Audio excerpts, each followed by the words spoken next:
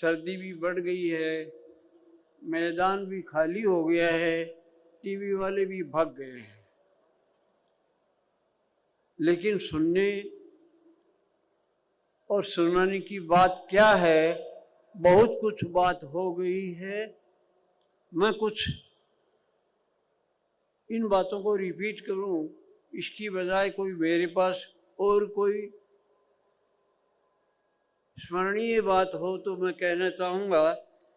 मुझे एक महाभारत का किस्सा याद आता है।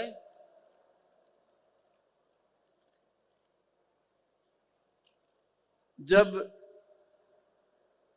महाभारत का युद्ध कौरवों और पांडवों के बीच न होने के लिए जितने भी समझौते किए जाने थे, लेकिन युद्ध होना आवश्यक हो गया। भगवान कृष्ण आखिरी बार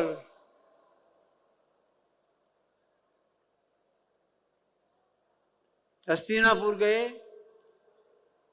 और वहां भी उनका अपमान हुआ। लेकिन युद्ध कोई अच्छी चीज नहीं है, लेकिन होना आवश्यक था तो वो हुआ। उस समय वो अपनी बुआ कुंती के पास मिलने के लिए गए। बुआ से कहा, अपने पुत्रों के लिए कोई संदेश हो तो वो मैं उनको जाके बता दूं। तो एक बहुत ही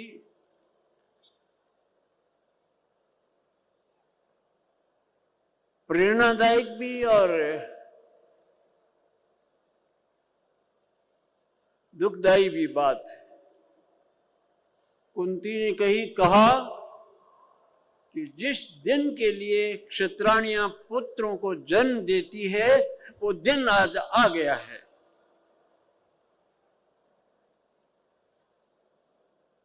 उस दिन के लिए हमको भी तैयार रहना चाहिए।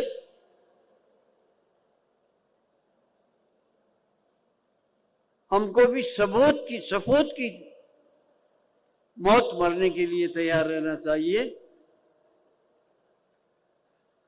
और हमने भगवान ने हमको जन्म दिया है, जिस काम को किए बिना कभी भी नहीं मरना है, ये हमारा संकल्प होना चाहिए। और पूज्य तन सिंह जी ने कहा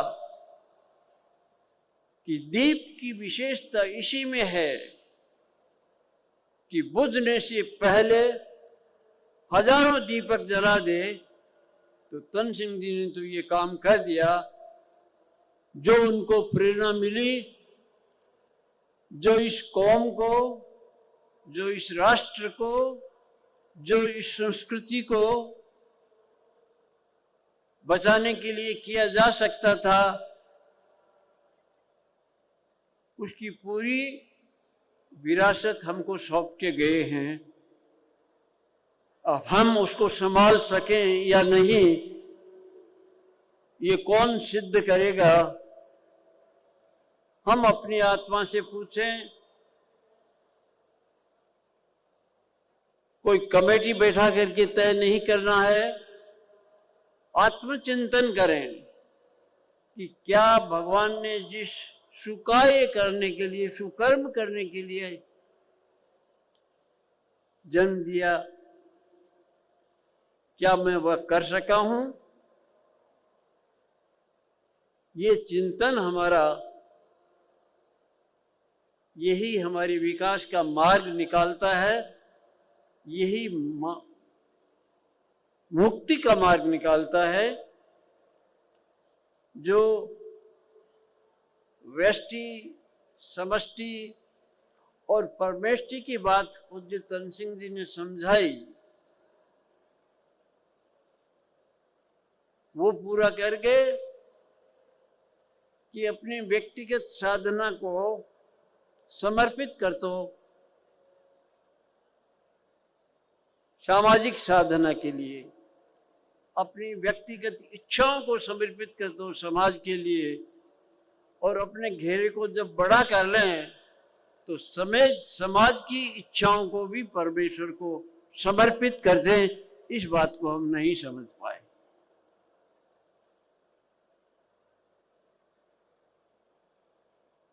अभी तो मैं 2-3 दिन से यहाँ दिल्ली में ये बातें सुन रहा हूं कि हमारे लोग बहुत डरपोक हो गए हैं,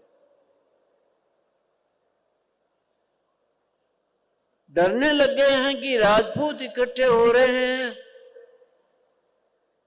तो कहीं हम छावा नहीं हो जाए, लोग कोई हमको जान नहीं जाए कि ये इकट्ठे क्यों हो रहे हैं। हमको तो गर्व होना चाहिए कि हम पॉजिटिव पर्पज के लिए इकट्ठे हो रहे हैं, हम किसी का विनाश करने के लिए इकट्ठे नहीं हो रहे हैं। ये हमारा इतिहास भी बताता है। सारे समाज, विभिन्न जातियां हमारे साथ रही है, उनको ये भय नहीं है कि ये इकट्ठा क्यों हो रहे हैं, ये भय अंदर से हमारा निकल रहा है। इसलिए मैं कहता हूं इस वीर कौम को ये भय निकाल देना है, छोड़ देना है। ये निर्मूल भय है और इसको कोई दूसरा निकाल नहीं सकता। हम सब मिलकर के भी प्रयास करें तो भी नहीं निकाल सकता। लेकिन आप में से जो इस प्रकार का चिंतन करते हैं या उनकी चिंता हो जाती है, उनके लिए मैं भगवान से प्रार्थना कर सकता हूं कि इनको थोड़ी शक्ति दे। राजपूत हैं, क्षत्रिय हैं, क्षताति कल त्रायते थी, क्षत्रिय जो दूसरों का त्राण करता है, उसको भय किसका? वो भगवान की शरण में चला गया है, तो फिर भगवान से ही डरने लगे हम। ऐसा सोच हमारा नहीं होना चाहिए। इस भय को हमको निकाले बिना सच्चे क्षत्रिय भी नहीं बन पाएंगे। तो सबसे पहली आवश्यकता है कि सच्चा क्षत्रिय बने, निर्मूल भय को हटा दें, हमारे से कोई भी भयभीत नहीं हो, ये हम विश्वास दिलाएं अपने जीवन से।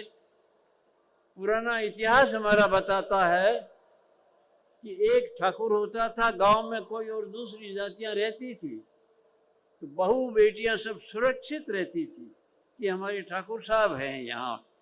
बारात में भी ऐसे लोगों को ले जाते थे कि एक ठाकुर को लेके चलो, ये आफत आएगी तो ये हमको बचा लेगा। और ये हमारे पूर्वजों का इतिहास है, मंदिर के लिए, संस्कृति के लिए हमने कभी परवाह नहीं की। दुनिया का सबसे सुंदर एक नारा है, जियो और जीने दो। और क्षत्रिय के लिए नारा है, मर करके भी दूसरों को जीने का अधिकार दो। वो दिन कब आएगा? वो दिन तो आज ही है, आया हुआ ही है। इस भय को निकालते ही वह दिन आ जाएगा कि इस भारत को कोई मिटा नहीं सकता, हमारी संस्कृति को कोई मिटा नहीं सकता। हमारी धर्म की जड़ इतनी गहरी है कि इसको उखाड़ा नहीं जा सकता। उखाड़ सकते हैं तो हम ही उखाड़ सकते हैं, वो हम ना बन जाए। ऐसा सोच हमको अपने जीवन में उतारना चाहिए। क्षत्रिय युवक संघ के संस्थापक पूज्य तन सिंह जी ने ये जो अभी गीत गाया,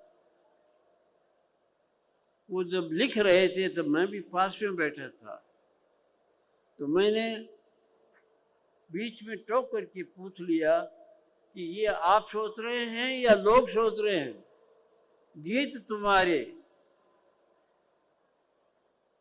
क्या है गीत, क्या है गीत? तुम्हारे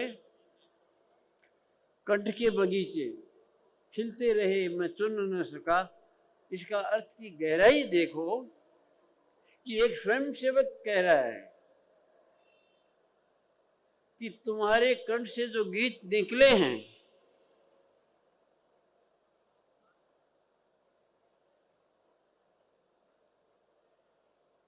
तो मैंने जब ये टोका तब उन्होंने कहा तुम्हारे समझ में आएगा लेकिन मेरे रहते नहीं आएगा। आज मुझे समझ में आ रहा है कि गीत उन्होंने क्यों लिखे, ये क्षत्रिय युवक संघ उन्होंने क्यों प्रारंभ किया, क्यों इतने अधिक लोगों को जोड़ा और भविष्य में जुड़ते रहने का एक मार्ग छोड़ गए। आप लोगों ने सबके सहयोग से पूरे भारतवर्ष में इस जयंती को राष्ट्रीय राजधानी में बनाने के लिए जो प्रयत्न किए हैं, मैं तो निकल नहीं सका, बीमार रहा, लेकिन समाचार लगातार मिल रहे थे और मैंने सोचा भी यही था कि मैं कोई प्रचार नहीं करूंगा।